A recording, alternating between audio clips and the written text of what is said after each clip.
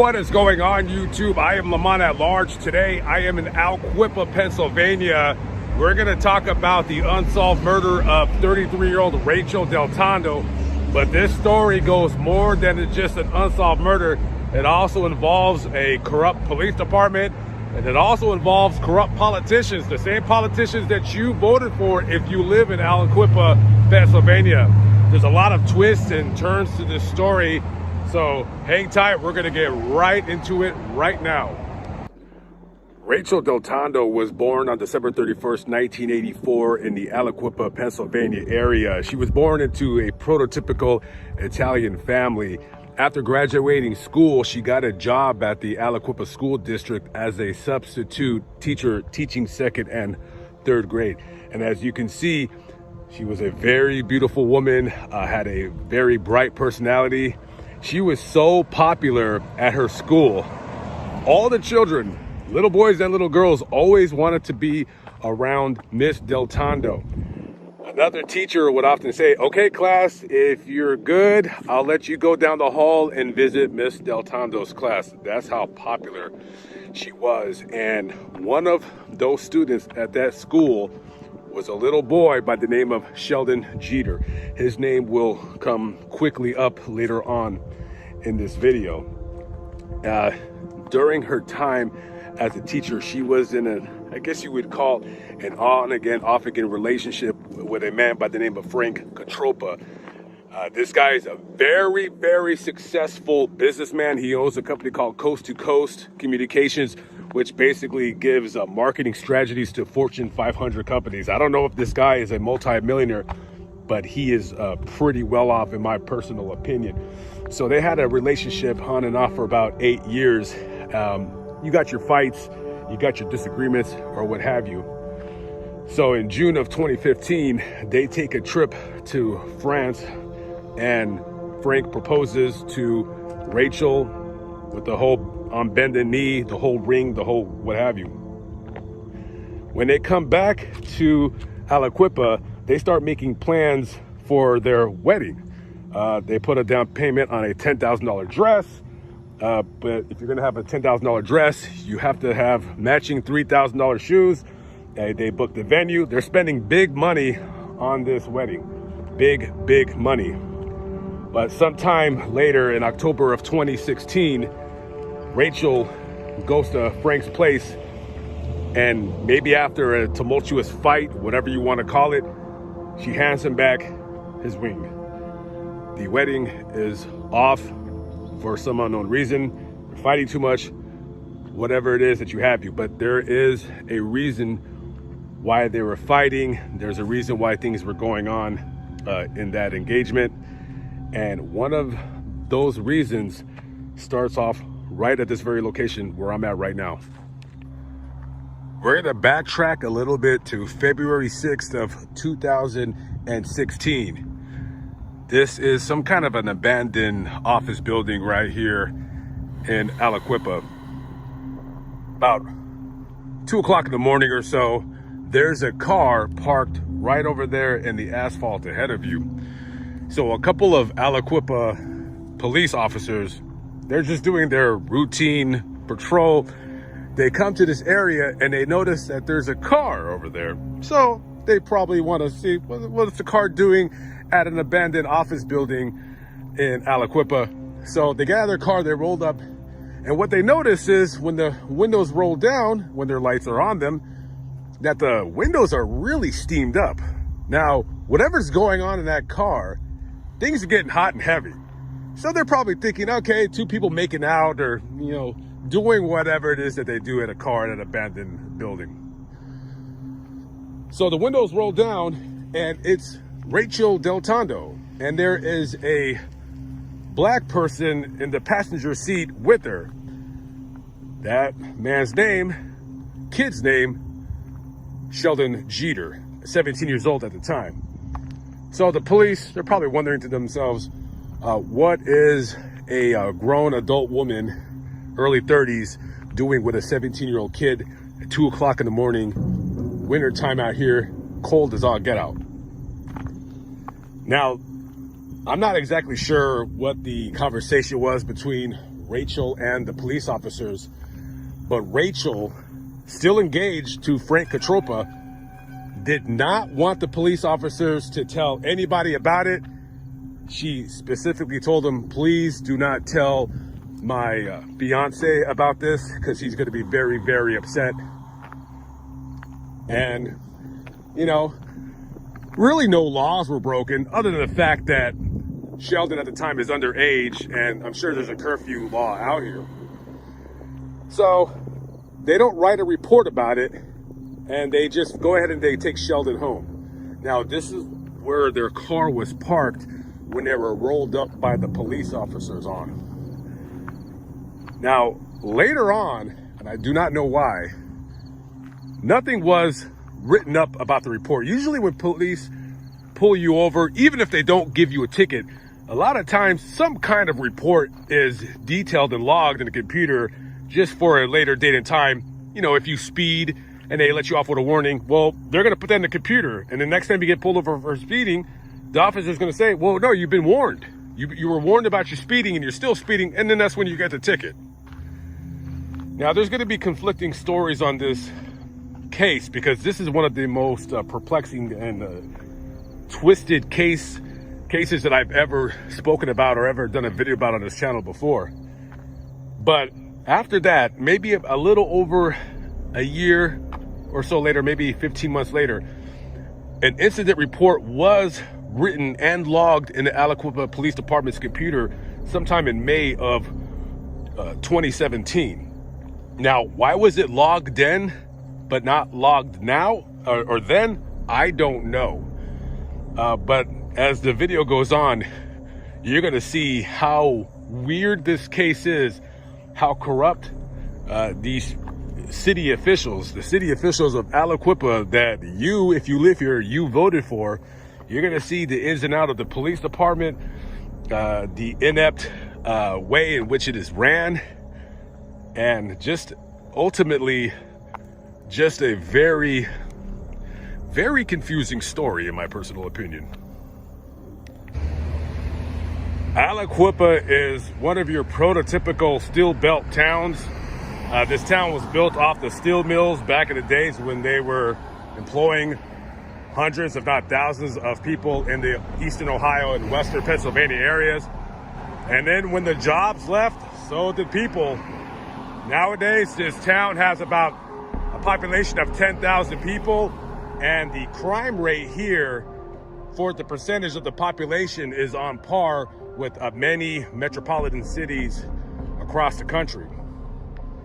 So moving along, we're gonna fast forward to 2017. So it's summertime out here, maybe May-ish, June-ish. Now, when you're Frank Cotropa and you are pretty much a millionaire and you've been here all your life, you get to meet some pretty important people. You get a lot of important friends in important places. So after that incident happened where Rachel was caught with Sheldon, you got a year and a half later where a report was finally taken. Now, I don't know if somebody in the police department was really good friends with Frank Cotropa. It is said that he actually did have a very important friend, very good friend, that was the assistant chief of police, I believe, for the Aliquippa Police Department, a man with the last name of Percival. Now, I don't know if somebody contacted Frank from the police department and told him about this incident report that had happened the year previous. But reportedly, Frank comes down to the police station and he says, man, somebody told me that there was an incident last year involving my ex-fiance and her being seen with one of her students really late at night, early in the morning hours. Apparently, somebody gave him the report. He sees the report and all bets are off. I can imagine that that would upset a man very much so, to read a report where your fiance is out and about with a much younger person. Now, a couple of days later, this story takes another really weird turn. Again, I don't know who, but somebody actually released a report detailing Rachel being caught with Sheldon, on the early morning hours of February 6th of 2016. They released the report via emails. They send it to a bunch of media outlets in and around the Pittsburgh area, including here in Aliquippa. They send it to the mayor of Aliquippa at the time, a man by the name of Dwan Walker, excuse me. They send it to him, they send it to media outlets, and they also send it to, at the time, her employer, the Pennsylvania Cyber School, which is basically a charter school for kindergarten through 12th grade. So once Rachel's boss sees this report where she's being seen or, getting caught up with a underage kid, well, they put her on paid administrative leave pending further investigation of the whole debacle, which is now what it's turning into. Let's do a quick recap. So, a report detailing a woman in her early 30s being caught at the very early morning hours of February 6, 2016 has been leaked to the media, it's been leaked to the mayor, it's been leaked to Rachel Deltondo's employer. A big deal to Rachel Deltondo's career, I would say that. But also in that leaked email was accusations of corruption, ranging from just, backroom deals, I'll give you an envelope full of money and, I need that permit to do whatever, all the way up to possible drug dealing. I mean, this story gets really weird and just very windy, turny, like a go-kart track. So the Aliquippa Police Department is now kind of getting calls from reporters saying, hey, what's going on? Like, why was this report leaked? Now, whoever leaked the report, obviously they worked for the Aliquippa Police Department, because in that report were people's social security numbers, the incident report, like I mentioned before, you had people's addresses, you had people's pictures of their signatures. I mean, that's illegal. Only people that work for law enforcement or, those types of agencies within the city, county, or state has access to that. Now you're getting a lot of reporters coming down to the Aliquippa Police Department asking questions. And then you have the actual state police of Pennsylvania. Now they're getting involved in this whole conspiracy about who leaked that incident report. Was it Frank Katroppa? Was he so hurt and just in a rage that his then fiance was caught with this 17-year-old kid? This, according to him, this little do-nothing. This is an accomplished businessman who's probably worth a few $1 million, and he's, in a sense, proverbially being cheated on by his girlfriend with a 17-year-old kid. I mean, that's got to be quite embarrassing. I would feel a lot of shame and anger if I were him. But nobody knows who leaked this report. Nobody knows. So a local news site out here that does stories pertaining to events that happen here in Beaver County, they got a hold of Rachel Deltondo, and she starts talking about her leaked paperwork. So they're talking to her about what's going on. Things start getting really, really, really dicey. Now, when you're involving potential people in politics doing corrupt things, you're going to anger a lot of people. So Rachel is talking to the state police, the investigators there.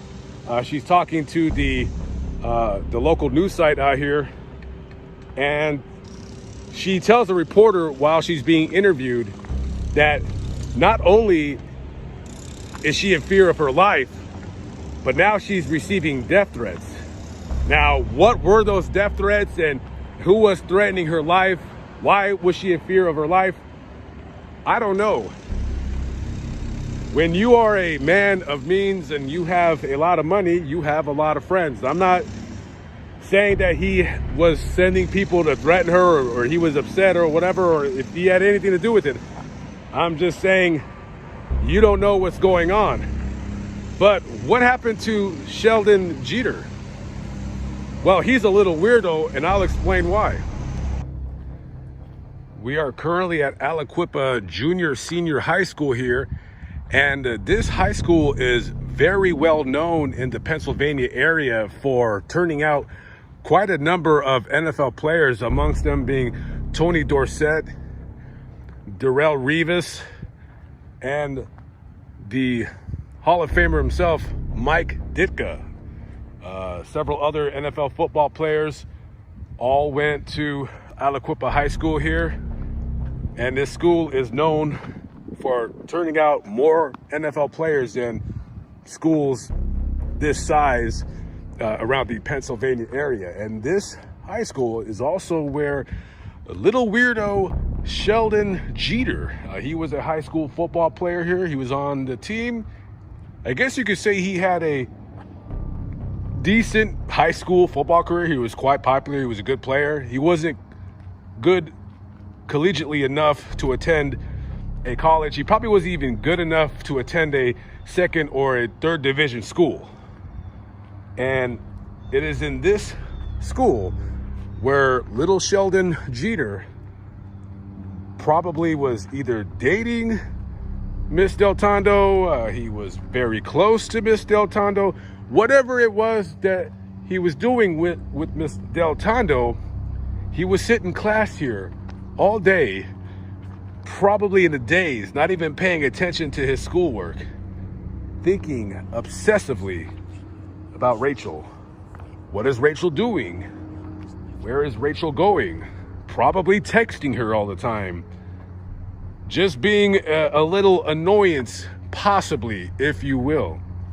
Daydreaming about him spending the rest of his life with this woman. But little did little Sheldon know is that Miss Deltondo had her sights on bigger and better things. And those bigger and better things had nothing really to do with Sheldon, but this person was quite close to him.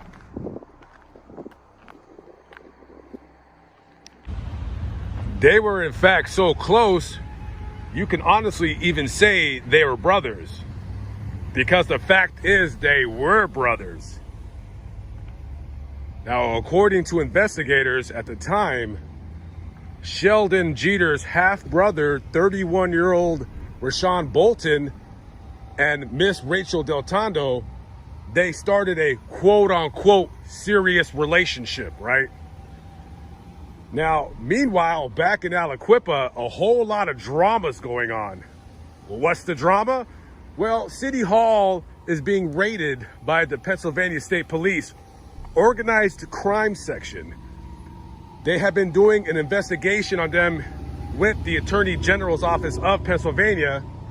They raided the offices of then Mayor Dwan Walker and City Administrator Samuel Gill. They went through the offices, they took computers, they took laptops, they took boxes of documents, some serious ongoings going on, also partly pertaining to the leak of Miss Deltondo and little Sheldon getting caught up together the previous year.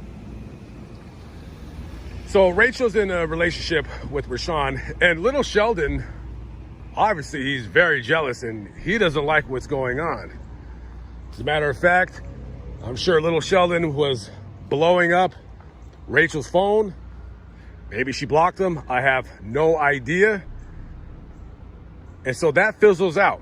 She found a new man. She's literally moving on to bigger and better things. And there's a lot of corruption going on back at the Aliquippa Police Department. At the time, the police chief, Donald Couch, is being investigated. So he has to take a leave of absence, which was voted on by the city council because I guess there will be some kind of conflict of interest. Maybe he's going to get arrested. Who knows? Something's going to happen to him eventually. So he's replaced by then assistant police chief by the last name of Percival. Now this guy, he is going to cooperate with the state police investigators on any wrongdoings going on within the department. But wouldn't you know, just soon as he's elected the interim police chief, he's arrested. He's charged with sending lewd pictures to a minor. Felonies, right? So he's arrested, carted off to jail by Beaver County investigators. He bonds out of jail, and then he's soon replaced by another interim police chief, and I'll get into that story later. So we're gonna fast forward to Mother's Day, May 13th, 2018. So Rachel, now she's 33 years old. And by the way, she still lives with her parents. So she tells her mom and dad, hey, I'm going to Hank's to get some ice cream with my friends. Her friends are Tyrick Jeter, Sheldon's older brother, and 17-year-old Lauren Watkins.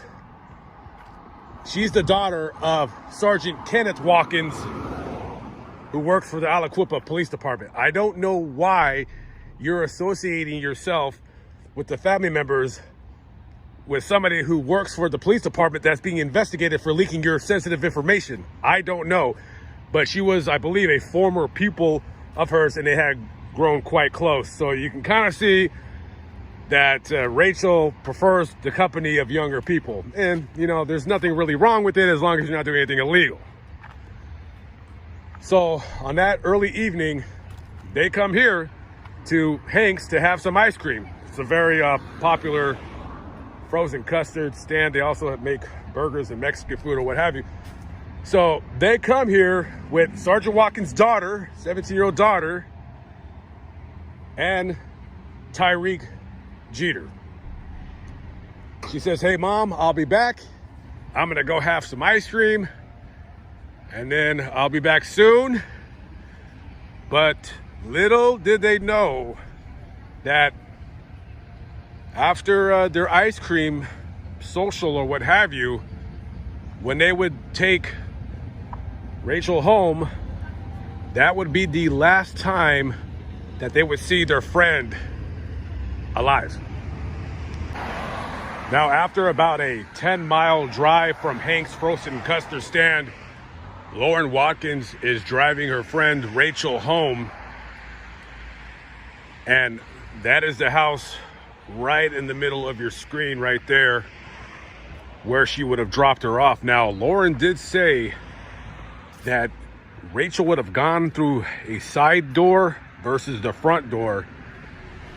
She didn't necessarily say she's seen her open the door, go inside, and close it, but she did want to make sure that she made it home safely. So she watched her as she walked into that door, and apparently she never made it inside because a few minutes later,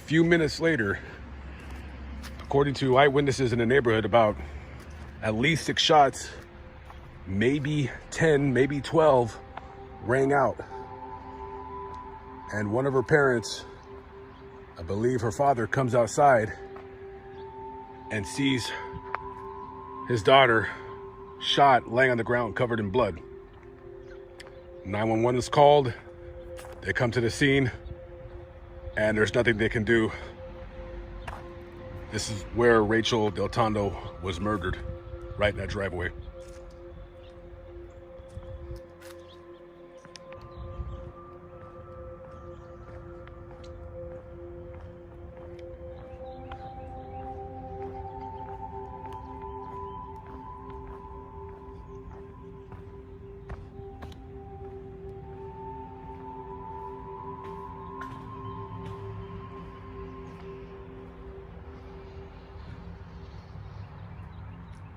This is Rachel Deltondo's final resting place.